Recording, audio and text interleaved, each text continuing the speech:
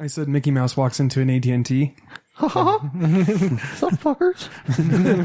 I'm here to take this place over. Sell some DirecTV. We're going full retail. Huh? DC, you're mine now, bitch.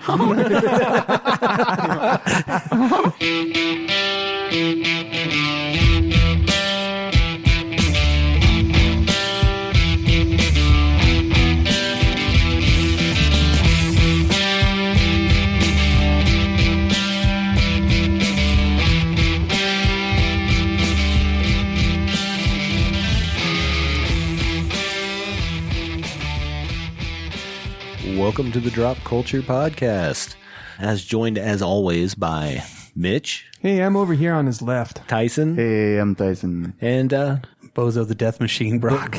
Brock the Bozo the Death Machine. AKA that was two thes in there. I snuck in there just for you, sir. Jesus. AKA Big Daddy Brock. Big Daddy Brock. Jabba the Hutt. There's so many names for me. Brachiosaurus Rex. Fat Albert. Brock Lobster. Brock Lobster. That's the Broccoli. That's the best Brock one. Lobster. All good stuff. He is literally in my phone as that. That's Brock the best one. So And I like the B-52, so... there you go. So we're gathered here today. Well, In holy matrimony. no, we're going to talk about some sequels, prequels, and some other things that frequels, if you will, that don't exist yet. Just some ideas we had, something to do, right? Yeah. Something A to lot talk of about. things brewing in our minds all the time because we always talk about the movies and we talk about all kinds of different things. And then we grew up with movies. Absolutely. You know, to the point where, I wouldn't want to see some of these characters extended or their lore, expanded. Like Joker. Yeah, things like that. Why not? I mean, people are doing it all the time. I don't want to see that extended. Well, no, I don't want to see that extended, but that was a very, very great. It was a nice take on it. idea. Oh, I guess I thought that's what you said. There are some that we don't want to see expanded, and then there are some that we do want to see expanded and see how it would go further, like, these sequels and prequel ideas that we're having here. Yeah, Right. You know what I Because mean? there's so many great movies that we got one-offs on because they were made at the wrong time. That are misunderstood, but then there's so many ways that you can expand them, and a lot of people are doing it nowadays. Right. A lot of people are bringing it in. Cobra. Yeah, like the Cobra idea that I had, the prequel for that one. That would be really fucking cool. Right. There's just a lot of good movies that to see that lore being, I don't know, better. Yeah. would be really cool. A lot of great ideas. For sure. So And why not? This is fanfic, I guess, Yeah, at it's its fun. best. yeah. Just Just things that, when I picked one, it was something that I liked, and I didn't think about it too hard, but then when I started to think about it, it was like, oh, damn, now I'm really getting into this. Now I'm going down the rabbit hole. And then I know that Brock has a really good, in-depth idea, and it has to come from a place of maybe a little bit more passion, I would say. Yeah, passion and love for something like that, because you really think about it, and if you put yourself in there, it's really cool to actually come up with an idea like that. It's cool. Yeah. So who wants to start it off? Well, Dan, Tyson? I think Tyson's going to go first. Oh, sure. I can go first. Mitch, did you have anything you wanted to add before we get started? Well, I was just thinking about it, and I might need some of your guys' help on this too, but I was thinking of a prequel to Boondock Saints, where you follow the story of the dad. Oh, okay. Yeah. Okay. Yeah, how he became that chaotic and how he ended up in jail when you see him in the movie, all that kind of stuff. That would be a great one. That leading is a up pretty to good that. one, yeah. Because I know they did the sequel, which was not very good. No. Ugh. Yeah, it was the same dude that was in the movie, but yet literally his face was different, except for Norman Reedus. Reedus was the same; he looked the same, but the title, the other character, his brother, Sean Flannery. Yeah, oh my God, does he not look like somebody different, Dude, Did he get work done? Yeah, I know. Probably. His plastic surgery in that movie was outrageous. Have you seen, like, Kevin Nealon? No, like worse. Like he does not even look like the same dude from the first one. From Just Go With It or whatever. Yeah, no, from the first Boondock Saints. No, I know, but that my reference there. But he looks all different. He must have got older, big and time. Maybe he got in a car wreck and had to get reconstruction. I don't know, but it's that drastic. I didn't watch the second one. I watched the second one once. They're on a boat in it, and that second one needs to make like a tree. and get the fuck out of here. Yes, it really does. Because the first one was so fucking great. Absolutely. The first one is still one of my favorite movies of all time. Yeah, it's a great one, and so I think that would have been a good direction to go. Yeah. I'll be honest. This is something that I kind of struggled with this because I've been doing some like my own original writing recently. Right. So for me to come back to, I had to really come back to something that like kind of formed before. Sure.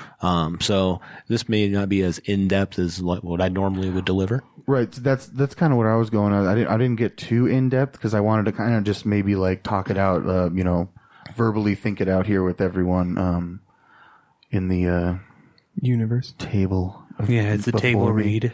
Yeah. You know what I mean? Like I kind of wanted to, Sure. and then we'll pretend if Mitch Mitch might fund you. might fund one of us. There Okay. you go. Thanks. It is up to thy. It's the church money. All right. So No pressure, Tyson. I'm just listening to every word you say. the thing that I wanted to see is one of my favorite. Well, my son's been recently getting into the Alien franchise, All right. like with Through toys. no hand of your own. Right. And, Lies. and I really like the Alien franchise. One of my favorite movies. It's gotta be. I mean, Aliens. I used to watch all the time, and I had like all the toys. And Prometheus is one of my favorite movies of the last 10 years. Or It was whatever. a good movie. Yeah. So mine's kind of a sequel and a prequel. So it kind of connects the time. My idea would be to try and make a film that would connect the timeline that we left off in Alien Covenant, which I have all the years and shit written down. So Alien Covenant ends in 2104. And then when we end in Alien Resurrection, when they land on the planet, and it's like, oh, what a shithole. Yeah, fuck Earth. Fuck Earth. And like the music even swells to be like, when they know that they're going to land there. And that takes place in 23. Where did I write it down? Sorry, 2381. Jesus. So there's a discrepancy of, 270 some years there, right? Where Yeah, all this down. Sure. Yeah. 277 years. So I thought it would be cool to see the ship that David had at the end of Alien Covenant full of he had the alien embryos, right? Right. So slowly over time, he's building up the alien population inside there with people in chest bursters. And I was trying to think of an idea taking of an abandoned Alien 3 script. If you've ever seen the documentary, a filmmaker named Vincent Ward had come up with an idea to have a wooden planet. Yeah. And there were For Alien 3. and there were priests on it. I did not know about this. And they like shun technology. They have like farms and like wooden, Their atmosphere is barely separated. like the atmosphere is like barely separated, but they couldn't really reconcile like how that would work. Yeah. Even though it sounded really cool. And the whole idea was like at the core of it, there was a piece of technology that was keeping it all together, which would be like hell to them because they've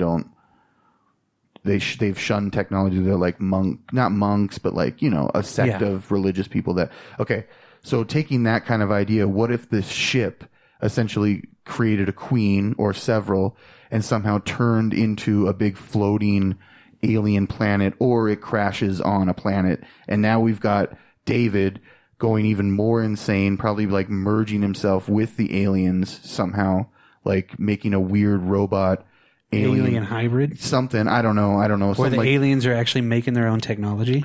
Well, this is where it gets interesting because he would leave, and because in the Alien Resurrection there's a recall of androids, okay? Right. And so this is where it ties in also with like the Blade Runner universe because Tyrell and Wayland had actually met up at one point. Yeah. And well, according to the viral marketing stuff, it's leading up to Prometheus. Right. If you take that as canon. So you don't actually reference the Blade Runner franchise or anything like that, but essentially David would leave this place at some point and come back, and he would help lead a robot rebellion. Essentially, they tried to have an uprising, and the robots were starting to build themselves. They were called Autons, and call Anna Lee Call, or whatever her name is, the chick played by Winona Ryder. She is one of the few, if you remember the actor, the guy DeStefano is talking about her, and he's like, "Oh man, I didn't think I'd ever see one." You know what I'm saying? Yeah, right. Yeah. So essentially, what I want to do is do a prequel and a sequel to Alien Resurrection that would somehow connect David in the aliens ship that he has of the Covenant full of all the aliens now because it's been years, to a failed robot uprising, maybe even by Walter, the guy that he left on the planet or probably killed it. He probably killed him. Yeah. But he might not be able to die because he could heal really good. I don't know. That's what I'm trying to think. Sure. So the movie would flash back and forth, and then there would be some new story that would, propel us into Earth after Ripley has landed there. Now, I see it as almost being the planet of LV-421 too, because something had crashed there. Maybe he would plant that. And LV-426. LV-426. And then that planet grows around the aliens population that are there. Even though Ripley pretty much destroyed that part of it, maybe they were on the other side growing too. Oh, sure. You know what I'm saying? And then that's how David force crashed that one there.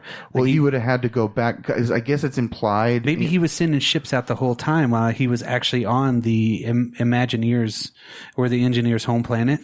And was just programming ships to leave full of that stuff to crash. I don't remember if there were more ships there, but you didn't see them. You didn't see them, but he knew where those. Maybe he could communicate. It could be. I think it was implied though from Prometheus that whatever happened, 2,000 years before that, it was one of the ships left that the military the LV-223 planet that they're on in Prometheus. I think it's implied that one of them left there and crashed on LV-426. Exactly, but you didn't show it though. You're right. Yeah, but I wonder if you could tie somehow the communications that they would have between those planets, and then he might have sent things out from there because they didn't destroy that at all in Prometheus. They only destroyed that one ship.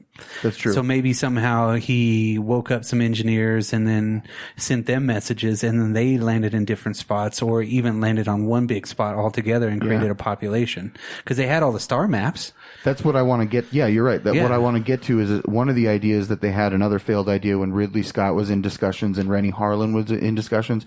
They were going to go to the alien home world. Well, let's say we take everything else we've seen into kind of consideration. They don't have a home world necessarily. But they're creating but one has been created in that time frame between Alien Covenant and after Alien Resurrection.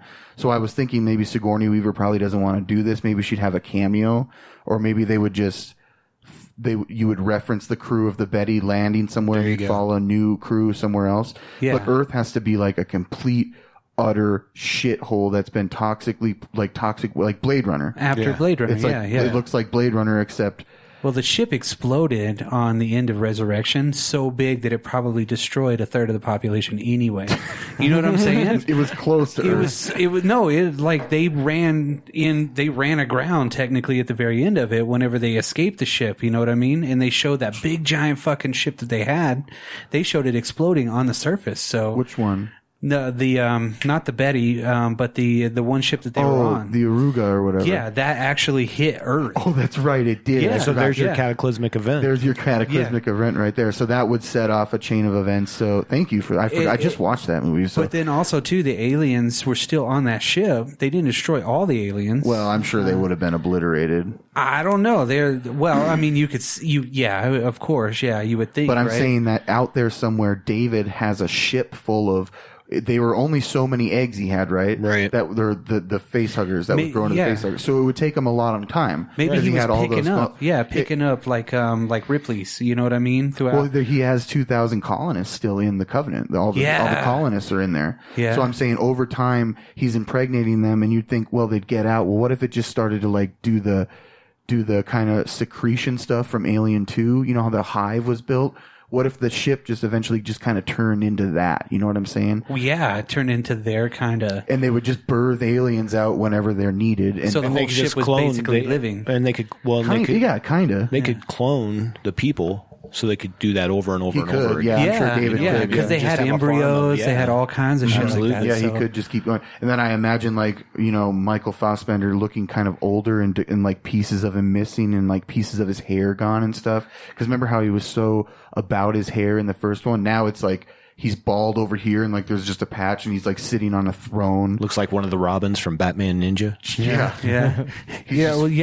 And like he could, if he was picking up different ships throughout everything that was doing mining or something like that. Maybe he probably ran across someone. You know. To send those out, too. But then picking a planet maybe out of there after he learned their technology, learned all their stuff, and then figured out a way to go to the biggest population besides Earth, and then that was kind of like the end cataclysm for him, is everybody's going to start going to Earth.